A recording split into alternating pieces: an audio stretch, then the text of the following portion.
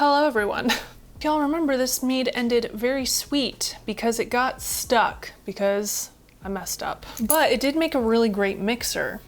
However, I guess we'll see if it's good on its own now or not. I think it was just kind of an unexpected dessert level mead at the time. It ended at 1.044. I have not tasted this mead since I bottled it. Usually with my meads, I end up opening one or two before I film. But I did not do that with this one. First off, it's actually pretty clear. There is a little bit of schmutz at the bottom, but not much. So yay for that.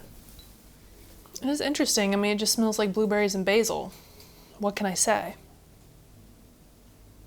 I did use orange blossom honey for this as well. Put like lemon peel, raisins, which was my downfall, and a black tea bag.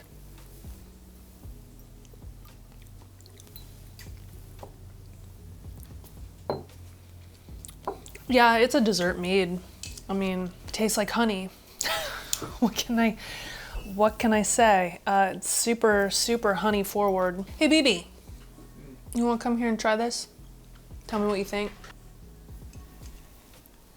It's very syrupy. Yeah. Very sweet. It's very syrupy, but there's no. But it doesn't taste gross. Yeah, it doesn't taste. There's no off flavors. There's no off smells. It's just like a dessert. The blueberries, very evident. Yeah.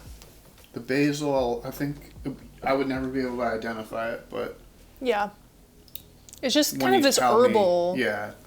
There's like an herbal note on the blueberries that. When you smell it, everything about it has medicine vibes, but except it's not really gross at all like a medicine to me it could be.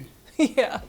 Yeah. I mean, that's a good way to describe it because it does have like a kind of a metheglin-y like smell. It'd make a great mixer. It does make a great mixer. I mean, I already tested that. I mean, or you could cook it down and make it into like a sweet syrup for a food item. Maybe in some like ice cream. Well, that might be a little weird with the basil, but clearly it was not supposed to be this sweet. If it weren't as sweet, and I think if it were more just blueberry forward, I don't remember, I think I boiled the basil leaves.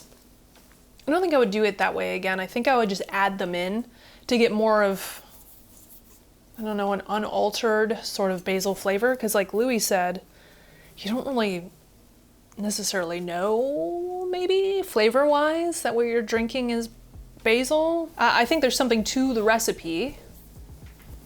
You just have to play with it. I had found this on a blog and I more or less followed that person's recipe. No. Sorry. Sorry, guy, if you happen to watch this, but not a big fan, not gonna lie. Yeah, I'm just gonna cork that up. Probably make a really good fly trap. I think this ended at 11%.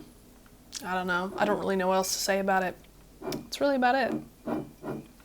Let me know if you try something like this or if you try blueberries and basil. If you've made a mead with blueberries and basil, I'd be curious to know how yours turned out, what you thought of it. Yeah, it's a great mixer. Maybe purposefully make it super sweet if you want a mixer. Put some fizzy water in there. That'd probably be really good. Fizzy water, vodka, I don't know. Well, as usual, I'll have all of the links in the description. I guess I could put the recipe down there too. More or less what I did. Change it though, change it up. Well, thank you so much for watching. I appreciate you. And check out all my links below. I do have memberships, I have Patreon, I have a website now. A lot of things that I don't really talk about so much. I also have an Instagram, that's where I do most of my social media activity, but I am also on Doing the Most Discord and Man-Made Meads Discord and the Mead Hall. I'm a part of all of those. I think I'm more active on Doing the Most Discord though out of all of them, but I mean, you know, whatever. You can find me in all of those places. Thank you, and I will see you again next time. Bye.